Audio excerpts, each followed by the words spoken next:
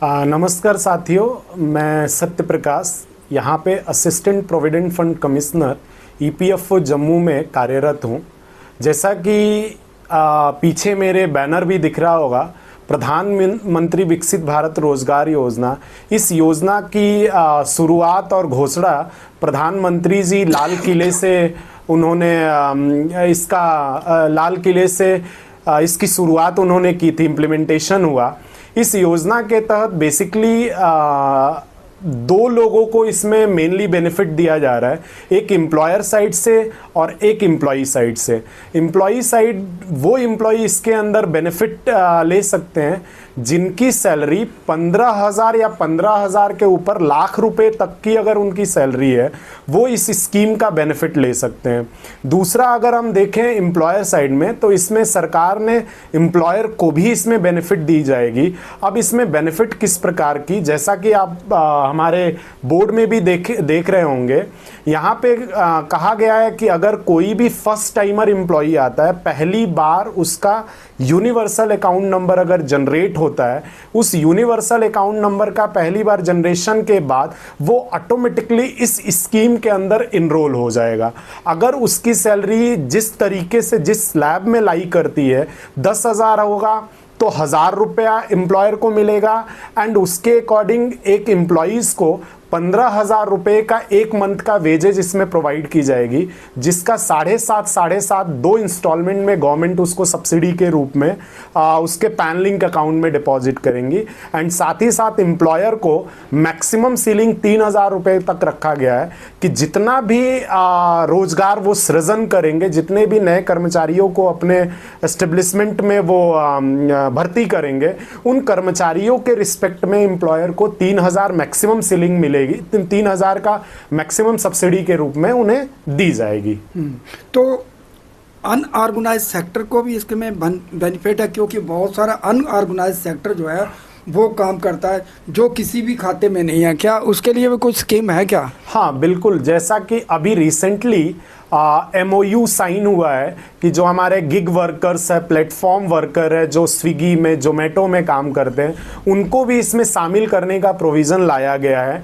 और social security code 2020 में बिल्कुल अनऑर्गेनाइज सेक्टर को भी इसके अंदर कंसिडरेशन में लाया जा रहा है। अगर हम इस स्कीम का देखें तो जितने भी फॉर्मल एम्प्लॉयमेंट जनरेट होगा, जितने भी नए एम्प्लॉयज़ आएंगे, अनऑर्गेनाइज से फॉर्मल में वो कन्वर्ट होंगे और फॉर्मल में ये बेनिफिट उनको भी मिलेगा, उन श्रमिकों को भी ये लाभ दी जाएगी। जिस तरह से हम ऑर्गेनाइज सेक्टर है, ड्राइवर तबका है, कंडक्टर तबका है, वो उनकी गिनती लाखों में है, पूरे देश में है जी। लेकिन उनको ये बेनिफिट नहीं मिलते हैं, क्योंकि जो मालिक होता है वो वर्किंग आवर्स जो है उसके ज़्यादा भी होते हैं, पर बेनिफिट कुछ नहीं मिलता।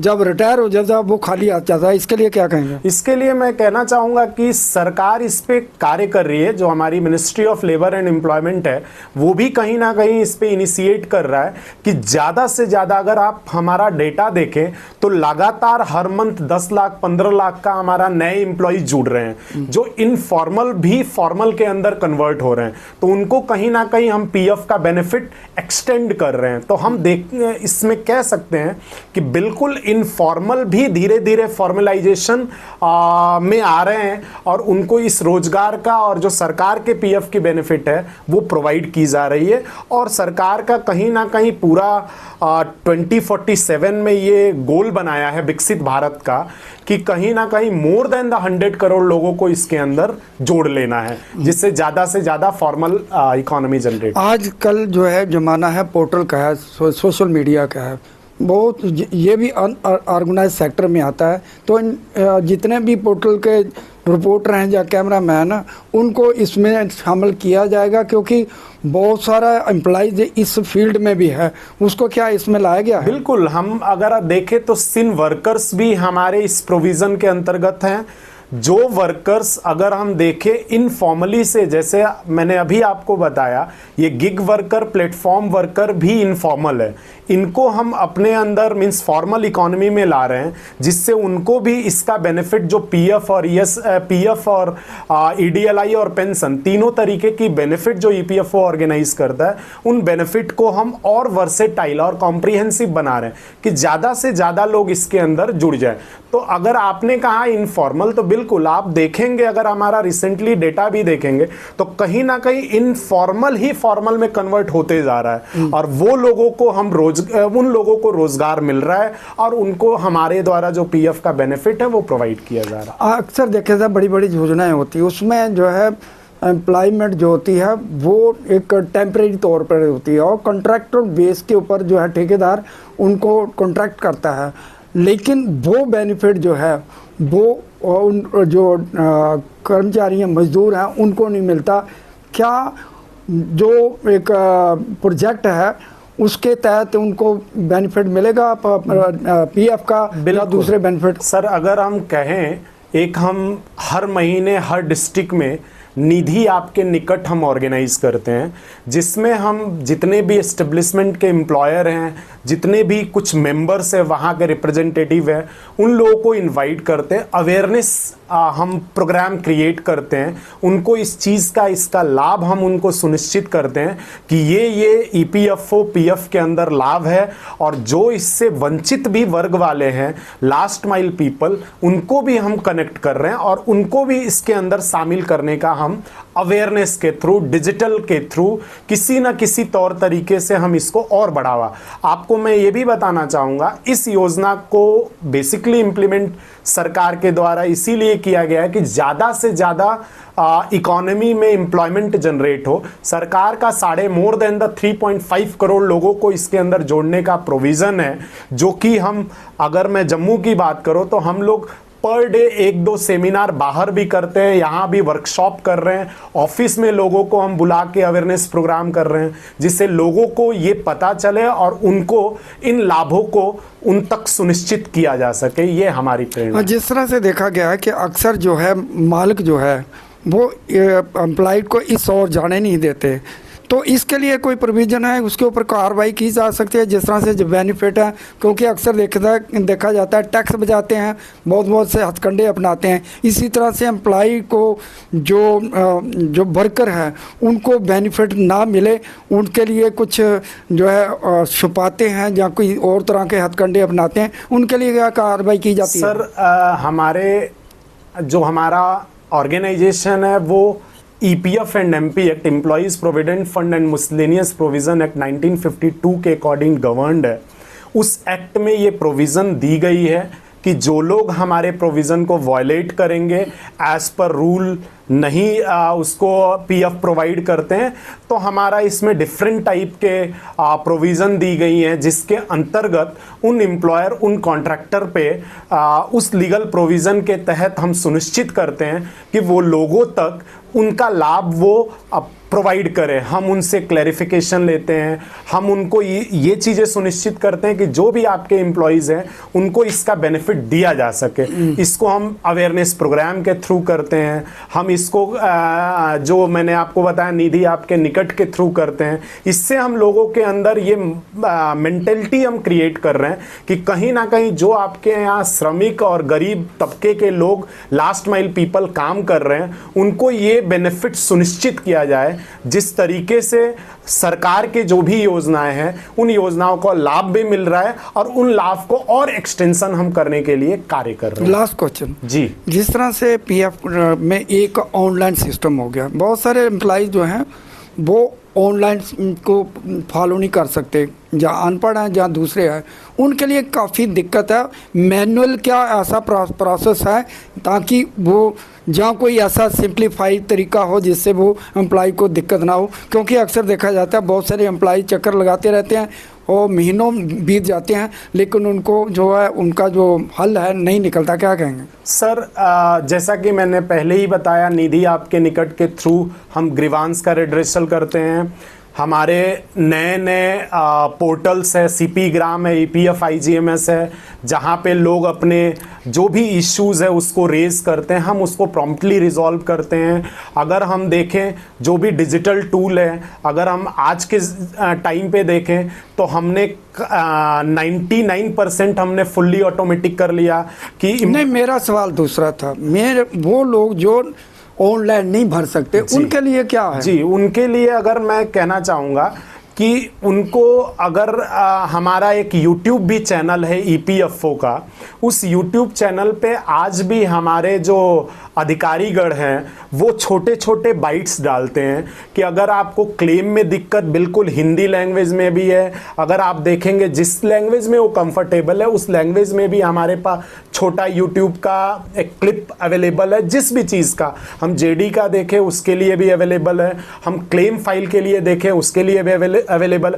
बहुत सिंपल है। आज के टाइम में उमंग एप्लीकेशन लोग व्हाट्सएप सोशल मीडिया यूज कर रहे हैं, सभी को इन चीज़ों की जानकारी है। वो उमंग ऐप डाउनलोड करें, उसमें 1 to 3 क्लिक्स में वो क्लेम फाइल कर सकते हैं। ऑफलाइन का जिस तरीके से प्रचालन था उसमें ऑनलाइन में ये फायदा उनको भी हो रहा है कि घर बैठे उनको टेक्नोलॉजी का यूज करते, घर में उनके बच्चे पढ़ रहे हैं, उन बच्चों को भी वो एजुकेट हम उनको बताएं कि हाँ क्लेम फाइल करना है। यूट्यूब पे हमारे चैनल को एक्सेस करें, सोशल EPFO ट्विटर पे हम एक्सेस करें, उनको तुरंत वहां से प्रॉम्प्टली रिजोल्यूशन मिलेगा और वहां से वो खोल के अपने बच्चों से भी क्लेम फाइल कर सकते हैं, अपने रिलेटिव से क्लेम फाइल करवा सकते हैं। बहुत ईजी प्रोसेस। आज जिस तरह से आप काम कर रहे हैं ऑनलाइन सिस्टम, कितना जो है आपने अचीव कर लिया। जो बहुत सारे कॉम्प्लिकेटेड था, जहाँ J&K का जो है PFO था उसमें बड़े घपले हुए थे, बहुत सारी एक भ्रष्टाचार भी था, इसमें कितनी पारदर्शिता आई है अभी तक? सर अभी हम देखें पूरा का पूरा ट्रांसपेरेंट हमारे यहाँ सिस्टम है। ट्रांसपेरेंट अगर देखें क्लेम लगभग 70% से 75% तक हमारा क्लेम ऑटो सेटल हो रहा है, उसमें मैनुअल इंटरवेंशन नहीं है। उसके बाद जो बच रहा है क्लेम्स, उसमें हो सकता है JD का कुछ नाम, फादर नेम, या क्लेम्स का जो क्लेम फाइल करना है वो गलत से कोई और क्लेम फाइल किया, तो हम उसको यहाँ पे सुधार करते हैं और फिर उनसे दोबारा रीअप्लाई करवा के उनकी क्लेम को हम प्रॉम्प्टली सेटल करते हैं। Thank you sir. नमस्कार साथियों, मेरा नाम अमन है और मैं कर्मचारी भविष्य निधि संगठन में लेखा अधिकारी के पद पर तैनात हूँ। तो मैं आज आपको प्रधानमंत्री विकसित भारत रोजगार योजना के बारे में कुछ जानकारी दूंगा। ये जो योजना है ये हमारे देश में नए रोज़गार विकसित करने के लिए लाई गई है और इस योजना का ये भी उद्देश्य है कि कर्मचारियों में कार्य को करने की कुशलता को विकसित किया जा सके। योजना के तहत जो कर्मचारी होंगे, जो फर्स्ट टाइम एम्प्लॉयज़ होंगे, उन्हें लाभ दिया जाएगा। साथ ही साथ जो एम्प्लॉयर्स होंगे उन्हें भी लाभ दिए जाएंगे। ये जो योजना है ये 2 साल के लिए होगी, 1 अगस्त 2025 से लेकर के 31 जुलाई 2027 तक। मैन्युफैक्चरिंग सेक्टर के लिए ये योजना 4 साल के लिए है, यानी कि 31 जुलाई 2027 से भी 2 साल बाद तक के लिए। इस योजना में जो कर्मचारी हैं, जो नए कर्मचारी होंगे, उन्हें 1 महीने का वेतन जिसकी अधिकतम सीमा 15,000 रुपये होगी वो सरकार द्वारा प्रदान किया जाएगा। साथ ही साथ जो इसमें हमारे एम्प्लॉयर्स होंगे उन्हें भी लाभ दिया जाएगा। जो लाभ की अधिकतम सीमा होगी वो प्रति माह प्रति कर्मचारी यानी प्रति एम्प्लॉय 3,000 रुपये तक की रहेगी। साथ ही साथ इसमें जो कंडीशन है वो ये है कि जो हमारी एस्टेब्लिशमेंट है उनके अंदर अगर 50 से कम कर्मचारी काम करते हैं तो उन्हें कम से कम 2 नए कर्मचारियों को लेना होगा, और 50 या उससे अधिक कर्मचारी काम करते हैं तो उन्हें योजना का लाभ उठाने हेतु कम से कम 5 नए कर्मचारी लेने होंगे। तो ये एक ब्रीफ ओवरव्यू था इस योजना के बारे में। तो मेरा एक सवाल रहेगा, बहुत सारे जो है मालिक जो हैं वो इस कैटेगरी में आना ही नहीं चाहते, वो अलग अलग जो है एक विभाग बना के जस्ट लाइक एक वो अपना इस्टेब्लिशमेंट को करते हैं और 10 से ज़्यादा एम्प्लॉइज़ को इकट्ठा ही नहीं करने दें। उनके लिए कोई योजना है कि 2, 3, 4, 5 एम्प्लॉइज़ हैं, उनके लिए भी कोई योजना है क्या?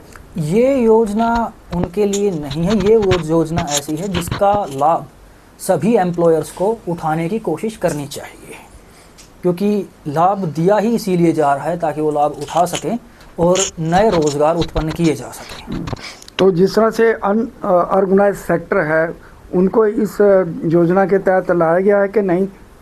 ऑर्गेनाइज सेक्टर के लिए तो ये योजना है ही, और कोशिश की गई है कि फॉर्मलाइजेशन ऑफ वर्कफोर्स, अगर कोई अनऑर्गेनाइज सेक्टर में भी है तो उसे भी ऑर्गेनाइज सेक्टर में लाया जाए और उन्हें सामाजिक सुरक्षा के लाभ दिए जाएं। क्या कहेंगे लोगों को जो एम्प्लॉइज है, श्रमिक हैं, उनको क्या संदेश दें? मैं एम्प्लॉयर्स एंड एम्प्लॉयज़ दोनों से निवेदन करना चाहूँगा कि वो जितना हो सके इस योजना का लाभ उठाने की कोशिश करें, क्योंकि उन्हीं के ही भलाई के लिए ये योजना लाई गई है। Thank you.